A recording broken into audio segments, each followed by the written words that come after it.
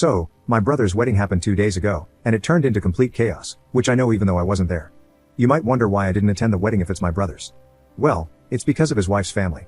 He did send me an invitation to the wedding because he wanted me there, but his fiancée told him I couldn't attend because I had a boyfriend.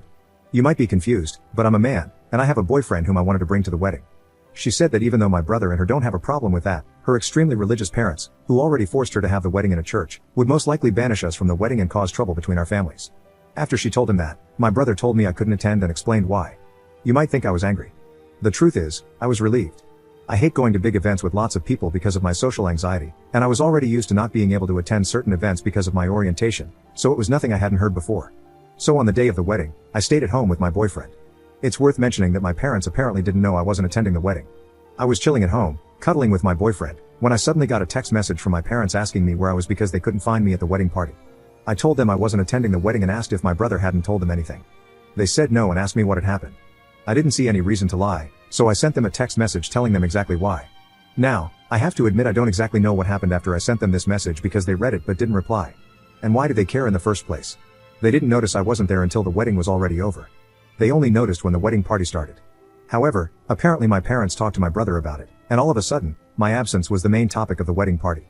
From what I heard, two fronts formed. On the one hand, my parents and the rest of my family against the family of my brother's wife, and apparently, as a husband now, he felt compelled to take her side and tried to argue in her favor.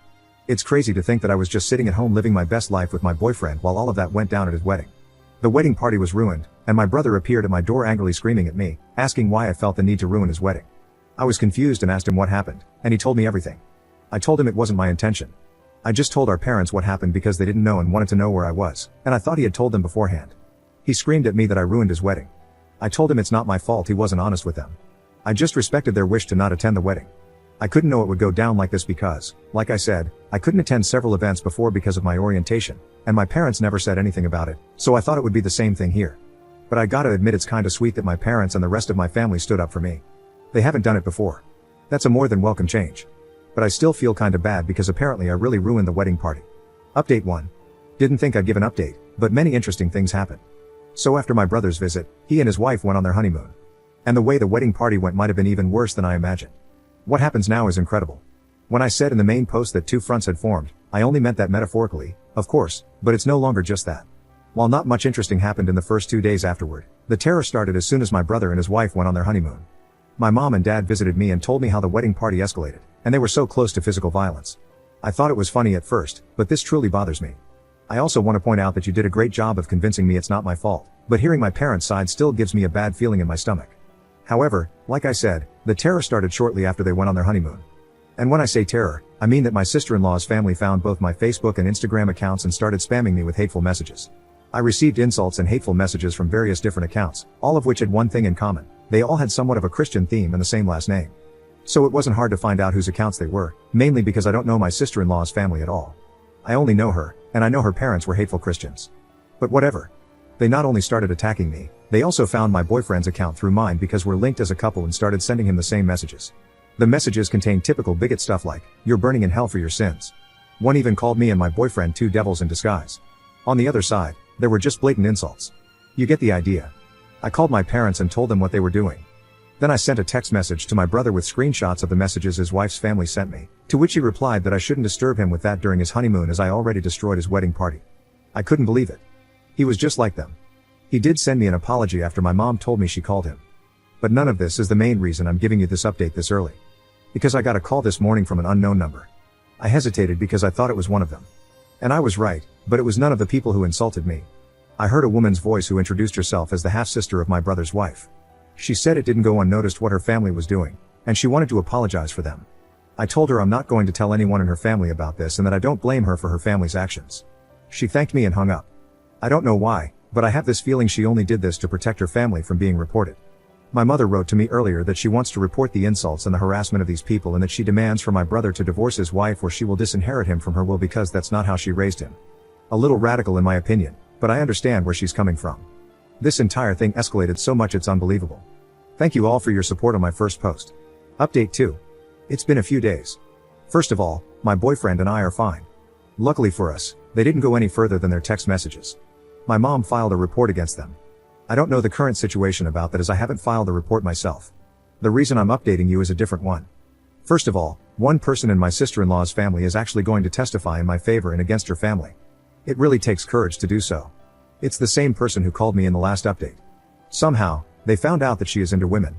There's no reason to hide it anymore.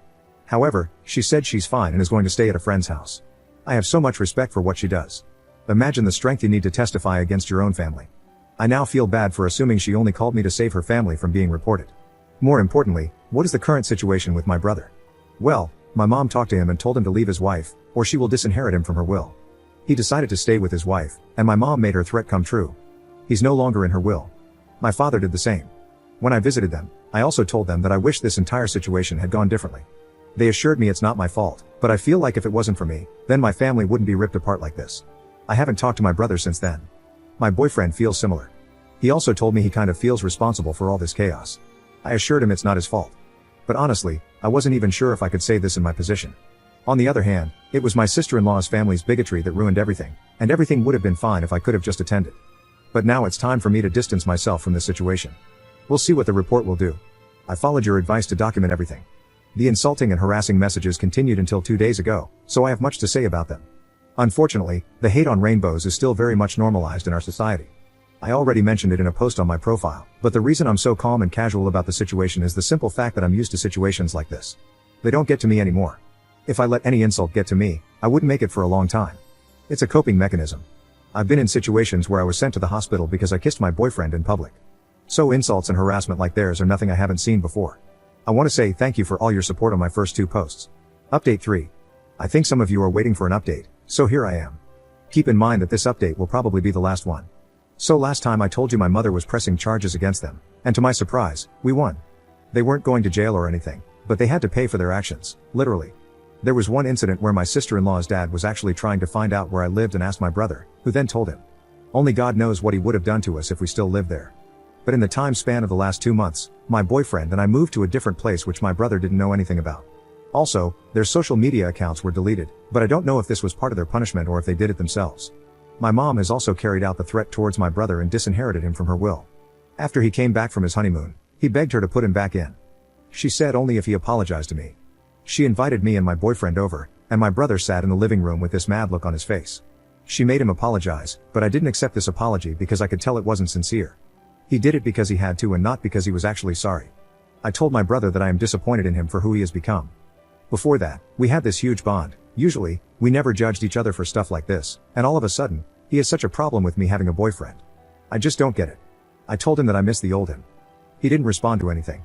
He just sat there quietly, staring at the floor. After I finished, he just got up and left. This was the last time I spoke with him, and it's already been a few weeks since this happened.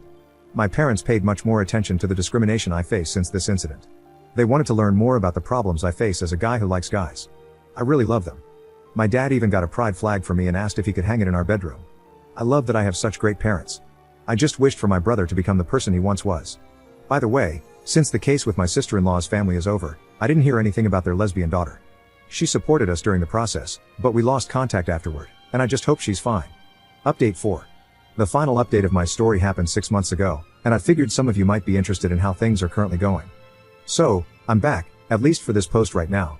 There have been some things that happened. First of all, I want to give you an update about the sister of my brother's wife. Around 2 months after my last update, she texted us and asked if she could come over. We talked for a while, and I was relieved to find out that she is fine. She said that she moved in with her girlfriend when the case was over, simply because her parents and the rest of her family had disowned her and threatened her with physical violence if she dared to return. However, the relationship with her girlfriend ended after a while, and she asked us if she could stay for a few days until she found something. She stayed with us for 2 weeks. During that time, my parents had visited us and offered her to stay with them because they had a big house with some free space. She stays there currently because she wanted to study, and my parents had no problem with letting her stay a little longer. My boyfriend and I also support her financially a little bit. We included her in several different celebrations such as Christmas and New Year's Eve, and I feel like she is the sister I never had. What's probably more interesting for you is how my brother is currently doing. The truth is, I don't know exactly. We haven't talked since the apology. However, he actually tried to attend our Christmas celebration party, but the moment he appeared, my dad kicked him out and said that, and I quote, "This hateful rubbish is no longer allowed in my house." I love him. Oh, by the way, of course, both my parents went through with disowning him. My boyfriend and I are still together, and I feel like he might be the one I want to marry. This entire situation made our bond so much stronger. I plan on proposing to him, but there are so many ideas floating around in my head for the proposal that I can't really decide which one. Also, the social media accounts of my sister-in-law's family had disappeared entirely. All of them, but I assume they already made new ones under a new name. I'm just glad all of this is finally over. I don't have any compassion left for my brother. I just wish he had never developed this way. Everything that happened to him, he brought it on himself. If you guys want, I can update you when I'm engaged. Thanks for reading, and I wish you all the best. Update 5. Do you remember when I told you in my last update 2 months ago that I would propose to my boyfriend? Well, I did it today. I brought up so many ideas that it was really hard to decide, so I gave him some subtle hints. Not too obvious, just enough to see how he reacts and then decide based on his reaction. In the end, I made a photo album of us featuring the most important events in our relationship. Each of them had a thought of mine and a caption below them. Some of them were meaningful, but some of them were just random. Like one photo of us eating at his favorite restaurant on his birthday, and the caption just says something like, "Damn, that pizza was good." That made him laugh. We walked to his favorite spot in town, which is a wonderful lake. That is where I gave him the album and told him it's a present and to look through it. He was focused and didn't notice what I was doing behind him, as I just told him I was getting something I forgot. I positioned myself behind him, and that is when the last page came into play. That page had a photo of me holding the ring in the same way I positioned myself behind him, looking straight at the camera. And the caption says, "Hopefully, he says yes." He turned around in disbelief and started crying almost immediately when he saw me. I couldn't even finish the question, and he already said yes. It was exactly how I hoped it would go. I always dreamt of making my proposal like something out of a romance novel, and I was successful. So yeah, that's it. I'm gonna marry him. I already told my entire family except for my brother, of course. They were so happy about it, especially my mom and new sister. I assume my brother knows anyway, considering I shared it on Facebook. You guys probably aren't wrong that he might plan something, but if he does, it won't stop us.